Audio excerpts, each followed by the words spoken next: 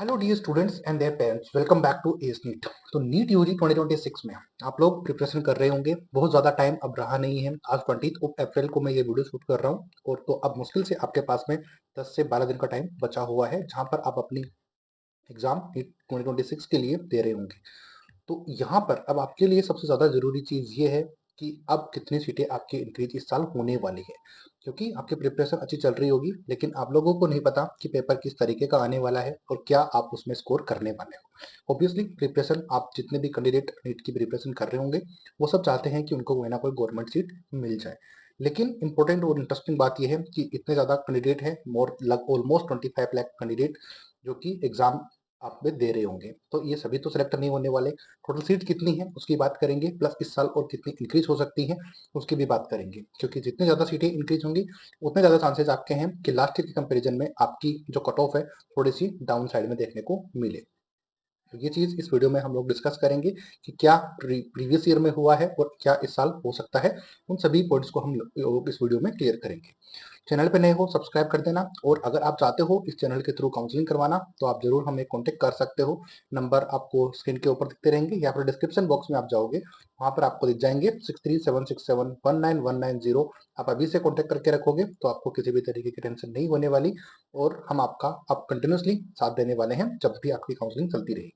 और कहाँ पर आपको एडमिशन मिल पाएगा, कौन सा कॉलेज मिलेगा, गवर्नमेंट मिलेगा, प्राइवेट मिलेगा, सेमी गवर्नमेंट मिलेगा, या फिर और आपके पास में लो बजट के ऊपर क्या ऑप्शंस रहेंगे, वो सब हम आपको गाइडेंस इस वीडियो के थ्रू या फिर आप हम लोग आप कांटेक्ट करोगे, पेड सर्विसेज जरूर होगी तो वहां पर हम आपको कंटिन्यूसली प्रोवाइड करते रहेंगे।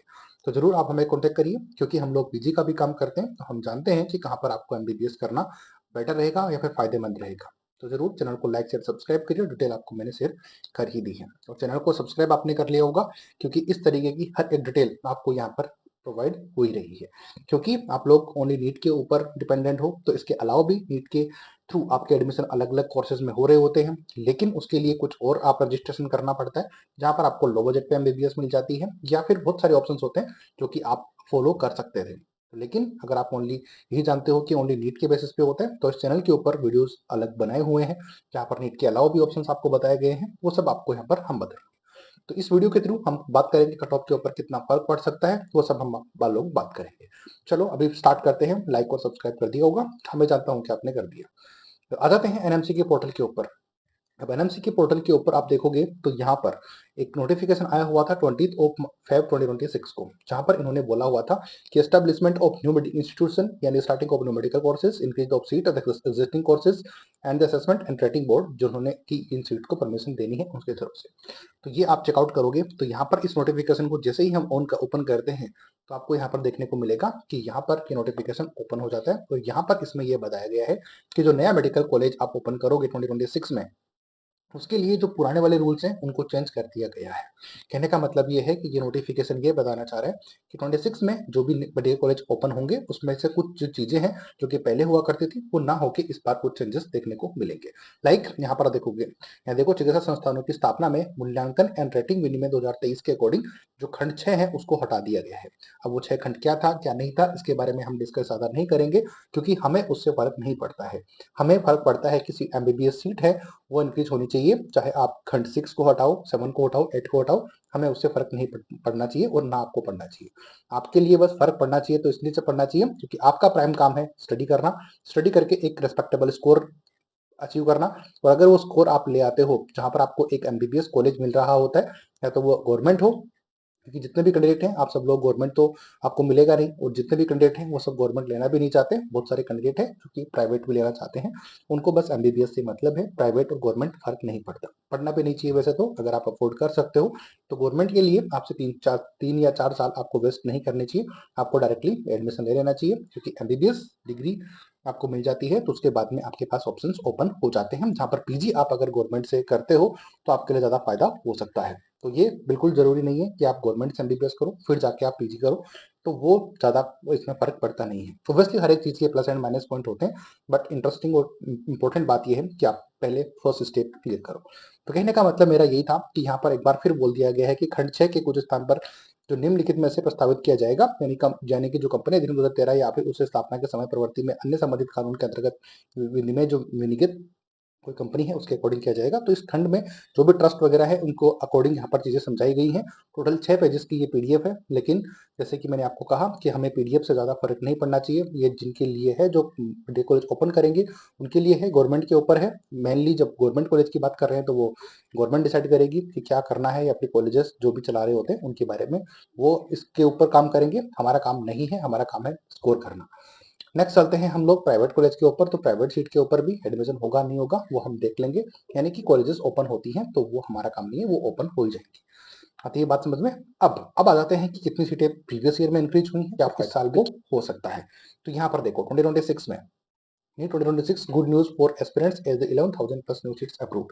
तो 11,000 प्लस सीटें अप्रूव्ड हैं, लेकिन उनमें से ओपन कितनी होंगी उसके बारे में अभी हम लोग देखने की कोशिश करेंगे। अगर 11,000 सीटें अप्रूव हो जाती हैं या फिर आपके लिए सीट इंक्रीज हो जाती है 11,000 प्लस, तो फिर आपके लिए बहुत ज्यादा फायदा हो जाएगा। करंटली आपके जो टोटल सीट्स हैं वो 1,28,000 से ज्यादा है, यानी कि यहाँ प्लस है। एग्जैक्ट नंबर तो 1,29,561-71 के आसपास है। लेकिन इंटरेस्टिंग बात यह है कि आप लोगों के लिए हमें एक डाटा जो है 1,28,000 प्लस सीटों के बारे में आपको बताने की कोशिश में कर रहा हूँ, जहां पर 2014 में ये जो कॉलेजेस थे ओनली 51,348 थी। तो ये नंबर डबल से भी ज्यादा हो गया है। तो इस चीज को आप समझ सकते हो कि जितने ज्यादा कैंडिडेट एग्जाम दे रहे हैं उतनी ही नंबर ऑफ सीट्स आपकी कंटिन्यूसली इंक्रीज हो रही हैं। अब यहाँ पर इंटरेस्टिंग बात यह है कि आपकी जो सीट है वो एडेड होती 25-26 सेशन के अंदर। अगर बात की जाए तो 11,682 सीट्स इंक्रीज हुई थी 2025 से 2026 के सेशन में, यानी कि जो 25 की काउंसलिंग हुई थी उसमें। इसमें मेनली तो प्राइवेट कॉलेजेस थे जो कि बहुत ज्यादा सीटें इंक्रीज हुई थी। अब कौन से स्टेट में ज्यादा हुई थी वो भी आपको मैं दिखाऊंगा। न्यू मेडिकल कॉलेजेस 43 नए इंस्टीट्यूट जो कि ओपन हुए थे 2024 में भी सेम ऐसे ही काफी ज्यादा सीटें इंक्रीज हुई थी, लाइक यूपी और राजस्थान के अंदर। टोटल मेडिकल कॉलेजेस इंडिया के अंदर अब 880 हो गई है फंक्शनल, जो कि पहले काफी ज्यादा कम थी। लेकिन अब नंबर ऑफ सीट्स बहुत ज्यादा इंक्रीज हो गई हैं, जिससे आपको काफी फायदा हो सकता है। इसके अलावा जो बताने की मैं कोशिश कर रहा हूँ कि जो सीट्स हैं आपकी इंक्रीज किस तरीके से हुई हैं, तो आप चेकआउट करोगे 2014 में ओनली 387 कॉलेजेस थे, जो कि 2025-26 के अंदर 750 प्लस हो गई है, क्योंकि एग्जैक्ट 880 सीटें कॉलेजेस हैं जो कि हो गई हैं। बट टोटल एमबीबीएस सीट्स हैं, ये डाटा कुछ इस ऊपर नीचे है, लेकिन आपको मैं जो बताने की कोशिश कर रहा हूँ वो ये है कि हर साल आपके नंबर ऑफ सीट्स इंक्रीज हो रही हैं, लेकिन नंबर ऑफ एस्पिरेंट्स भी कंटिन्यूसली इंक्रीज हो रही हैं। तो फिर आप नंबर ऑफ सीट्स इंक्रीज होना काफी ज्यादा जरूरी है। अब यहाँ पर सबसे इंपॉर्टेंट बात यह है कि एम्स भी ओपन हुए थे, इसके साथ साथ काफी ज्यादा चीजें थी जो कि सीटें इंक्रीज होने की पॉसिबिलिटीज रही थी। किस किस स्टेट में सबसे ज्यादा हुई थी वो यहाँ पर देखने की कोशिश करते हैं। टोटल यहाँ पर देखो कर्नाटका के अंदर जो सीट अप्रूव हुई थी 2025-2026 में, वो टोटल सीट थी कर्नाटका के अंदर जो 13,944, जो कि न्यू सीट्स कितनी ऐड हुई थी, लगभग 1,500 प्लस सीटें आपकी इंक्रीज हुई थी। यूपी की बात करेंगे तो वहां पर भी 950 प्लस सीट इंक्रीज हुई थी 25-26 में। तमिलनाडु में 1000 प्लस, महाराष्ट्र में 980 और तेलंगाना में 475। साउथ में इसलिए ज्यादा होती है क्योंकि वहां पर डीम्ड यूनिवर्सिटीज ज्यादा है, प्राइवेट कॉलेजेस ज्यादा है, तो नंबर ऑफ सीट्स सबसे ज्यादा जो देखने को मिलती है इंक्रीमेंट वो प्राइवेट कॉलेज में देखने को मिलती है। तो गवर्नमेंट में भी इंक्रीज होती है, तो कट ऑफ पे कितना फर्क पड़ेगा वो भी आपको मैं बताऊंगा। तेलंगाना में 475, गुजरात में 375, राजस्थान में 825 सीट इंक्रीज हुई थी, और काफी ज्यादा लो कट ऑफ के ऊपर भी एडमिशन देखने को मिला था 2025 में। अच्छे कॉलेजेस हैं, हालांकि बजट थोड़ा सा हायर साइड में है, बट जैसे कि मैंने स्टार्टिंग में कहा कि अगर आपको बजट की दिक्कत नहीं है तो अच्छी खासी सीट आपकी इंक्रीज होगी, तो एडमिशन आपको अच्छी खासी स्कोर के ऊपर ना मिलकर एकदम लो स्कोर पर भी मिल सकता है। West Bengal 800 plus seat increase हुई थी, बिहार 550 प्लस, और असम के अंदर 325 सीट्स इंक्रीज हुई थी। अब मैं ये क्यों बोल रहा हूँ कि इस साल भी सीटें इंक्रीज हो सकती हैं, क्योंकि ये जितने भी कॉलेजेस हैं इनमें सीट इंक्रीज हुई थी, ये कुछ कॉलेजेस थे जो कि एकदम न्यू बने थे, यानी कि न्यू सीट्स एमबीबीएस सीट्स इनको अप्रूव हुई थी। तो हर एक कॉलेज जो नया ओपन होता है उसमें स्टार्टिंग में सीटें काफी कम होती है, यानी कि किसी में 50 सीट्स होती हैं, किसी में 100 सीट होती हैं, किसी में 150 सीट होती हैं। तो ये कॉलेजेस कोशिश करते हैं, जिसको 50 सीट इस साल अप्रूव हुई है वो चाहता है कि उसको 100 सीट हो जाए नेक्स्ट ईयर, यानी कि 25 में अगर 50 सीट थी 26 में 100 सीट की पॉसिबिलिटीज वो रखते हैं। 100 वाले हैं तो वो 150 तक ले जाने की कोशिश करते हैं, और 150 वाले हैं वो 200 या फिर 250 तक ले जाने की पॉसिबिलिटीज रखते हैं। अब जितने ज्यादा अप्रूवल उनको फर्स्ट ईयर में मिलता है, उससे ज्यादा चांसेस होते हैं कि नेक्स्ट ईयर में उनको अच्छी खासी सीटें अप्रूवल मिले, क्योंकि फर्स्ट ईयर में इंफ्रास्ट्रक्चर वगैरह इतना अच्छा था तभी उनको 200 सीट की परमिशन मिली या फिर 150 की। तो आने वाले एक साल में उन्होंने और इम्प्रूवमेंट कर करके अच्छी खासी सीटें उनकी इंक्रीज करवा ली। तो ये था कंप्लीट डाटा जिसमें कि मैंने आपको समझाने की कोशिश की और इम्पोर्टेंट बात ये है कि कट ऑफ, अब कट ऑफ पे कितना फर्क पड़ता है, और ये चीज़ मैं आपको काफ़ी टाइम से बता ही रहा होता हूँ, यानी कि पुराने वीडियोस जो देख रहे हैं उनको पता है कि हर 100 सीट इंक्रीज होने पे आपके ऑल इंडिया कोटे लेवल के ऊपर जो कट ऑफ में फर्क पड़ता है वो 400 से 500 रैंक का पड़ रहा होता है। अब वो डिपेंड करता है नंबर ऑफ स्टूडेंट और पेपर का डिफिकल्टी लेवल के ऊपर, ये नंबर थोड़ा वेरी कर सकता है, बट जनरली अगर सेफ साइड में रहें तो 300 से लेके 400 रैंक का फर्क हर 100 सीट के ऊपर पड़ रहा होता है। ये बात आती है समझ में, तो इतना फर्क आपको पड़ेगा, और अगर इतनी ज्यादा सीटें इंक्रीज होती हैं तो आप लोग डेफिनेटली आइडिया लगा सकते हो कि जितनी ज्यादा सीटें गवर्नमेंट में इंक्रीज होगी उतना ज्यादा कट ऑफ में फायदा देखने को मिल सकता है। तो ये था कंप्लीट डाटा जिसमें कि आपको मैंने समझाया कि कितनी सीटें इंक्रीज होने की पॉसिबिलिटीज हैं और क्या चांसेस हो सकते हैं। तो ये था, आई होप आपको अच्छी लगी होगी। तो जो भी कैंडिडेट प्रिपरेशन कर रहे हैं तो एक माइंड में वो बात होगी कि सीटें अगर इंक्रीज हो जाती हैं तो मेरे चांसेस हो जाएंगे, तो उनके लिए बहुत अच्छी खुशखबरी है। मैं मिलूंगा ऐसी ही अपडेट के साथ, तब तक आप वीडियो को लाइक करिए, शेयर करिए, सब्सक्राइब करिए। तो मैं अजय शर्मा एस नेट के थ्रू डिटेल एंड गाइडेंस आपको प्रोवाइड करवाता हूँ। मिलूंगा ऐसी ही नई वीडियो के साथ, तब तक जय हिंद जय भारत।